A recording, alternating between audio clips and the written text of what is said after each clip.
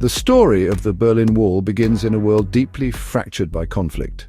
After World War II, Germany was divided. The victorious powers, the United States, Great Britain, France, and the Soviet Union, split the country and its capital, Berlin, into 4 zones. The city of Berlin found itself deep inside the Soviet-controlled part of Germany. This created a very unusual situation. West Berlin, controlled by the Western Allies, became an island of democracy and capitalism surrounded by a sea of communism. This geopolitical arrangement was a recipe for tension, setting the stage for one of the most iconic symbols of the Cold War. Over time, the division hardened. The Soviet Union established the German Democratic Republic, or GDR, in its eastern zone. This was a communist state. The Western powers helped form the Federal Republic of Germany in their zones, a democratic nation. A significant problem arose for the East German government. Its citizens, seeing the freedom and economic prosperity in the West, began to leave. They fled in huge numbers, seeking a better life. This mass exodus of skilled workers and intellectuals was a major embarrassment and a severe economic drain for the East German regime. They needed to stop this flow of people. The solution for the East German government was drastic and sudden. In the dead of night on August 13, 1961, they began to build a wall. It started as a simple barbed wire fence tearing through the heart of the city. Streets were ripped apart, buildings were bricked up, public transport lines were severed. Families living just blocks away from each other were suddenly separated by an impassable barrier. The initial fence was soon replaced by a much more formidable structure, a massive concrete wall complete with guard towers, anti-vehicle trenches, and a wide open area known as the Death Strip. This wall was more than just a physical barrier. It became a powerful global symbol of the Cold War's deep ideological divide. It was a concrete curtain that separated not just a city but 2 opposing worlds. On one side was the West, representing democracy, individual liberty, and free market capitalism. On the other was the East, representing communism, state control, and a command economy. The Berlin Wall stood as a stark, physical reminder of the profound separation between these 2 blocks, a daily monument to a world split in half by suspicion, fear, and political opposition. Life in West Berlin was a unique experience, a vibrant pocket of Western culture deep within communist territory. The city buzzed with the energy of freedom. People could speak their minds without fear of government retribution. They could listen to Western music, watch American movies, and buy consumer goods from all over the world. West Berlin was a bustling metropolis, a showcase of capitalism's success. It received significant financial aid from West Germany and the United States, which helped it to rebuild and thrive after the war. For its residents, it was a symbol of resilience, a testament to the enduring power of democratic ideals. On the other side of the wall in East Berlin, life was starkly different. This was the capital of the German Democratic Republic, a state under the strict control of the Communist Party and heavily influenced by the Soviet Union. The government controlled nearly every aspect of daily life. The secret police, known as the Stasi, maintained a pervasive network of spies and informants. Citizens were encouraged to report on their neighbors, friends, and even family members. Freedom of speech was non-existent, and any form of dissent was harshly punished. Life was characterized by conformity, suspicion, and a constant sense of being watched. The economic differences were just as pronounced as the political ones. West Berliners enjoyed a high standard of living, with access to a wide variety of goods and opportunities. In contrast, East Berliners faced constant shortages. Waiting in long lines for basic necessities like bread or fruit was a normal part of life. The economy was centrally planned, which led to inefficiency and a lack of innovation. The Trabant, a small, poorly made car, became a symbol of the East's struggling economy.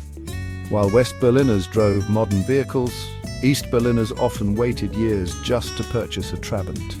Despite the oppression the human spirit endured in the East, people found ways to build lives and find moments of joy. But the wall was a constant, painful reminder of what they had lost.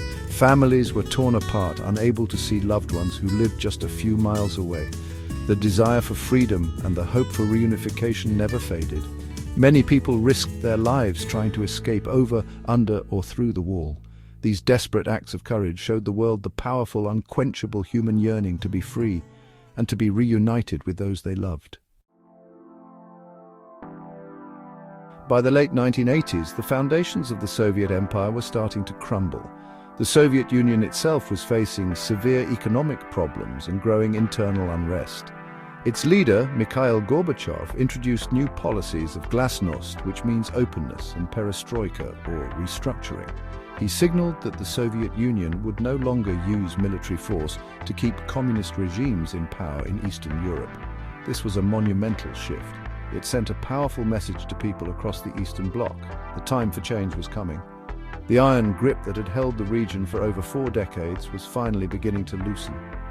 Inspired by these changes, reform movements gained momentum across Eastern Europe.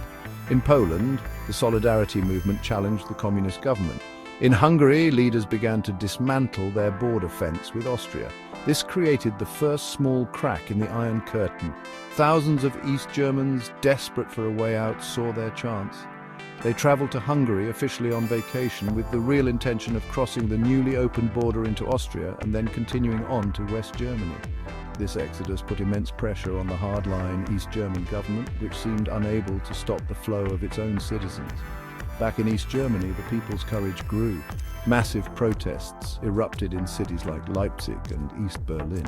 Every Monday, hundreds of thousands of people gathered for peaceful demonstrations chanting "Wir sind das Volk," which means "we are the people." These protests were a direct challenge to the authority of the state. The regime, weakened by the mass exodus and unsure of Soviet support, hesitated to use force. The scale of the demonstrations was simply too large to ignore. The will of the people was becoming an unstoppable force, pushing the brittle foundations of the state to their breaking point. The tipping point arrived on the evening of November 9, 1989. It happened almost by accident. An East German government official named Günter Schabowski held a press conference. He was supposed to announce new relaxed travel regulations that would take effect the next day, but he was poorly briefed. When a reporter asked when the new rules would apply, Schabowski, looking confused, stated, "As far as I know, effective immediately, without delay." The news spread like wildfire through the city. It was the spark that ignited the final, joyful explosion of freedom that no one could have predicted just hours before.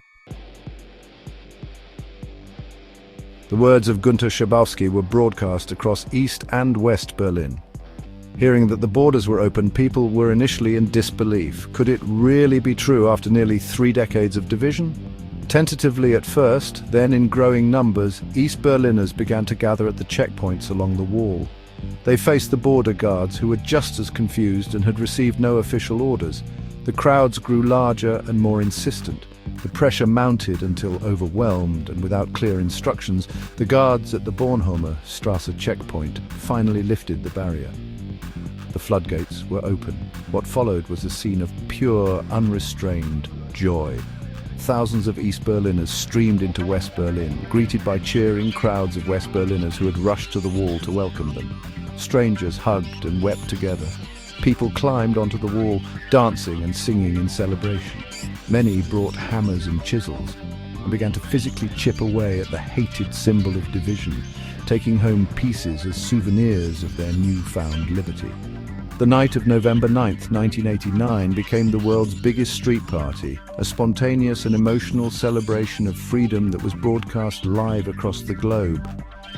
The fall of the Berlin Wall was a profoundly important moment for Germany. It paved the way for the country's reunification less than a year later on October 3, 1990. After more than 40 years of being split in two, Germany was whole again. The event marked the end of a painful chapter in the nation's history and the beginning of a new era of unity and healing. For Germans, the fall of the wall was not just a political event, it was a deeply personal one, reuniting families and friends and restoring a shared national identity that had been forcibly fractured for generations. Globally, the fall of the wall symbolized the end of the Cold War. This single event signaled the collapse of communism in Eastern Europe and the dissolution of the Soviet Union itself soon after.